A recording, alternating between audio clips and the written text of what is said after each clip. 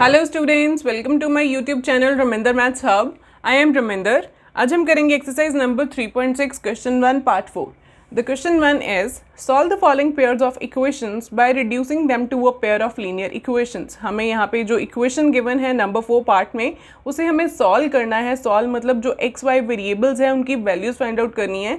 तो पहले उन्हें रिड्यूस करना पड़ेगा to a pair of linear equations, क्योंकि यहाँ पे ये जो इक्वेशंस हैं हमारी, इनमें हमारे जो वेरिएबल्स हैं वो डिनोमिनेटर में हैं, तो उनको न्यूमरेटर में लेके आना पड़ेगा पेयर ऑफ लीनियर इक्वेशंस की फॉर्म में बनाने के लिए। तो देखिए यहाँ पे क्या है, 5/x-1 plus 1/y-2 is equal to 2 and 6/x-1 minus 3/y-2 is equal to 1।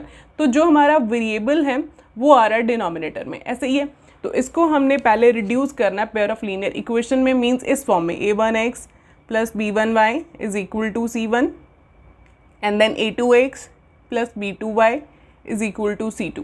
ऐसी फॉर्म में हम रिड्यूस करेंगे इन इक्वेशंस को और फिर सॉल्व करेंगे। फाइन। सो उसके लिए हमारा फर्स्ट स्टेप क्या होगा, ये हम जो 5/x-1 है इसे हम लिख सकते हैं 5/1 इंटू 1/x-1। ठीक है, 5 into 1 is 5, 1 into x-1 is this. ये क्यों कर रहे हैं वो पुट जब करवाएंगे तब आपको क्लियर हो जाएगा। ठीक है, देन प्लस यहाँ पे कोफिशिएंट में 1 है तो इसे एज इट इज़ रहने देते हैं, 1/y-2। कुछ भी और नंबर हो 1 के सिवा तो उसे हम इस फॉर्म में लिख देंगे। ठीक है, इज इक्वल टू 2 एंड दूसरी इक्वेशन जो है वो है हमारी 6/x-1, that is 6/1 into 1/x-1। ठीक है, इसको भी ऐसे ही लिख दिया, 6 into 1 is 6 and then 1 into x-1 is x-1 minus 3 into 1/y-2, 3/1 into 1/y-2 is equal to 1। ठीक है, अब क्या करेंगे, ये जो हमारा ये जो टर्म है 1/x-1 दोनों में सेम है और यहाँ पे 1/y-2 इनको हम पुट कर देंगे। ठीक है, कुछ भी और वेरिएबल हम पुट कर देंगे। Put 1/x-1 is equal to let us say a and 1/y-2 is equal to b। तो ज़रूरी नहीं है a और b लेने हैं, u v ले सकते हैं, s t ले सकते हैं, जो मर्जी वेरिएबल्स ही लेने हैं, जो मर्जी ले सकते हैं। ठीक है, और अब क्या होगा, ये जो इक्वेशंस हैं ये क्या बन रही हैं, देखिए 5/1 that is 5 into 1/x-1 that is a। ठीक है, इसकी वैल्यू a बन रही है, प्लस 1/y-2 को पूरा हमने b पुट कर दिया तो यहाँ पे b आएगा, इज इक्वल टू 2। और दूसरी इक्वेशन हमारी क्या बन रही है, 6/1 into 1/x-1 that is 6 into ये सारे की value a, then minus 3 into 1/y-2 that is b। इस पूरे की वैल्यू हमारी b थी, इज इक्वल टू 1। फाइन। तो अब क्या होगा, ये मल्टीप्लिकेशन करके इसको इक्वेशंस की फॉर्म में कन्वर्ट कर दें। 5 into a is 5a plus b is equal to 2 and दूसरी equation 6a minus 3b is equal to 1। So ये हमारी बन गई हैं अब सुंदर सी इक्वेशंस जो लीनियर इक्वेशन की फॉर्म में बन गई हैं। ठीक है, तो यहाँ पे हम मार्क करने वाले हैं, इसको नंबर 1 पुट कर देते हैं, इसको नंबर 2, क्योंकि जब a और b को सॉल्व करेंगे तो वापस यहाँ पे पुट करेंगे तो x और y भी आ जाएंगे। ठीक है, और इसको मार्क कर देते हैं नंबर 3 एंड नंबर 4 इक्वेशंस जो लीनियर इक्वेशन की फॉर्म में आ गई हैं। ठीक है, अब क्या करेंगे, इनको सॉल्व करेंगे। सॉल्व करने के लिए मैं प्रेफर कर रही हूँ एलिमिनेशन मेथड। ठीक है, using elimination method here. Elimination method से आंसर्स जो हैं वो हमारे इजीली आते हैं। ठीक है, क्विकली आते हैं, जल्दी जल्दी आंसर्स आ जाते हैं। इससे एलिमिनेशन मेथड से ज़्यादा कैलकुलेशन नहीं करनी पड़ती हमें। तो एलिमिनेशन मेथड से अगर मैं देखूँ तो एक वेरिएबल को हमें एलिमिनेट करना होता है, उस वेरिएबल के कोफिशिएंट सेम होने चाहिए, अगर नहीं है सेम तो सेम करने पड़ते हैं।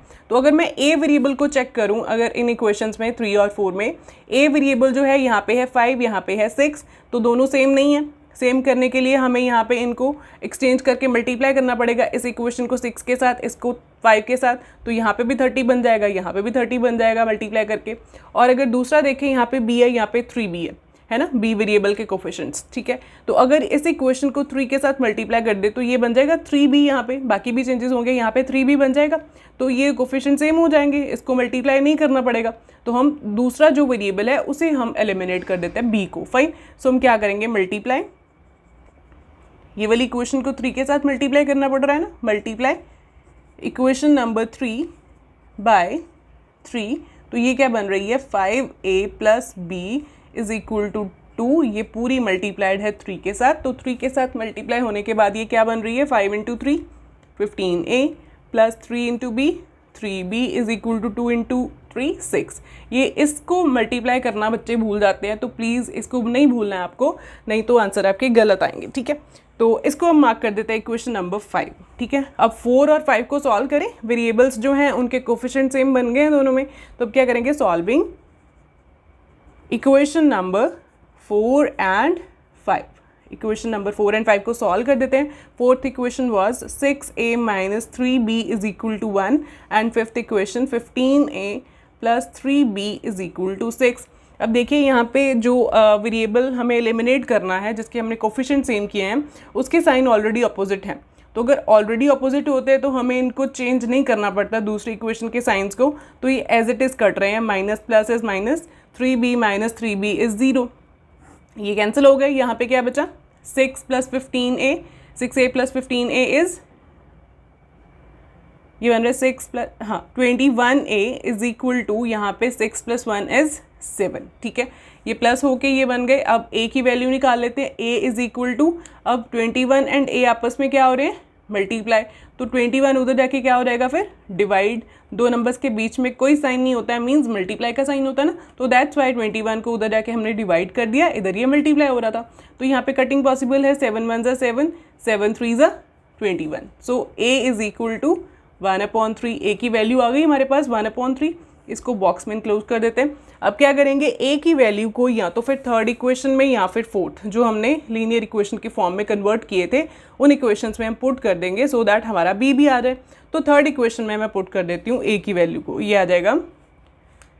अगर 4 में करें तो यहाँ पे कटिंग पॉसिबल हो जाएगी, है ना, तो हम 4 में कर देते हैं। Put value of a in equation number 4, put value of a in equation number 4. Equation number 4 was 6a minus 3b is equal to 1, ठीक है, यही थी equation number 4। 6a minus 3b is equal to 1। तो यहाँ पे हमने a की value जो हमारी निकली थी 1/3, इसको हम पुट कर देते हैं यहाँ पे। 6 इंटू 1/3 है ना, 6 और a आपस में मल्टीप्लाई हो रहे हैं ना, बीच में कोई साइन नहीं है इन दोनों के, मीन्स मल्टीप्लाई का साइन है। Minus 3b is equal to 1, so यहाँ पे कटिंग हो गई। 3 1 ज़ा 3, 3 2 ज़ा 6, so 2 minus 3b, 2 into 1 is 2, minus 3b is equal to 1।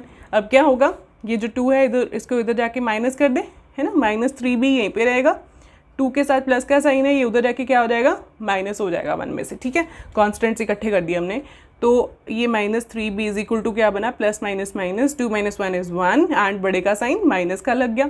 और अब b की वैल्यू निकालेंगे, दोनों साइड्स पे सिंगल सिंगल टर्म्स बचे, दोनों के साथ माइनस है, तो माइनस माइनस कट गया। b की वैल्यू कितनी आई, 1/3, क्योंकि 3 उधर जाके डिवाइड हो गया, तो b की वैल्यू भी आ गई हमारे पास। अब क्या करेंगे, a और b की वैल्यूज़ को हम फर्स्ट और सेकंड जो हमने इक्वेशंस मार्क करी थी उसमें हम पुट कर देंगे, फाइन, सो दैट हमारे x और y वेरिएबल्स जो हैं ये भी आ जाएं, ठीक है।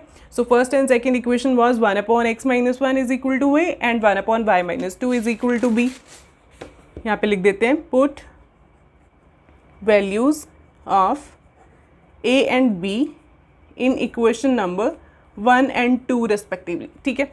तो ये बन जाएगा 1/x minus 1 is equal to a था, तो a की वैल्यू कितनी आई थी हमारी, 1/3, ठीक है। तो 1/x माइनस 1 इज़ 1/3, और दूसरा 1/y माइनस 2 था, उसको हमने b पुट किया था, तो b की वैल्यू 1/3, ठीक है। ये दोनों वैल्यूज सेम आई हैं, ठीक है। तो इनको पुट करके अब इसको हम सॉल्व कर देते हैं, ठीक है। क्रॉस मल्टीप्लाई करें ऐसे करके, तो ये बन रहा है 1 इंटू 3, इधर जाके मल्टीप्लाई हो गया 3 इज इक्वल टू 1 के साथ x माइनस 1 मल्टीप्लाई हो गया, तो ये बन गया 1 into 3 3 is equal to 1 into X minus 1 that is x minus 1। ये 1 उधर जाके ऐड हो जाएगा अब, तो ये क्या बना, x is equal to 3 minus 1 उधर जाके प्लस 1 हो गया, तो x की वैल्यू हमारी कितनी बन गई, 4, ठीक है। x सॉल्व हो गया हमारा। अब इसी तरह से y को भी सॉल्व कर लेते हैं, इसको भी क्रॉस मल्टीप्लाई कर देते हैं।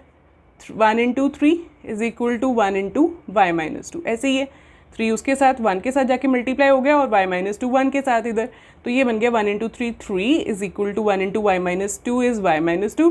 अब ये जो 2 है ये इधर माइनस हो रहा है, ये इधर जाके क्या हो जाएगा, प्लस, तो 3 plus 2 is equal to y, तो y की वैल्यू हमारी बन रही है 3 प्लस 2 इज़ 5, तो y भी हमारा सॉल्व हो गया, ठीक है। दोनों सोल्यूशंस आ गए।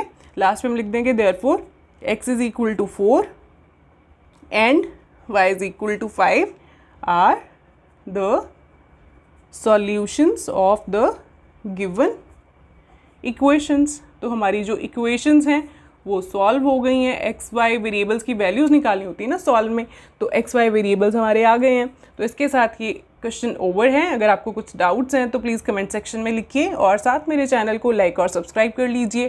Thank you so much students.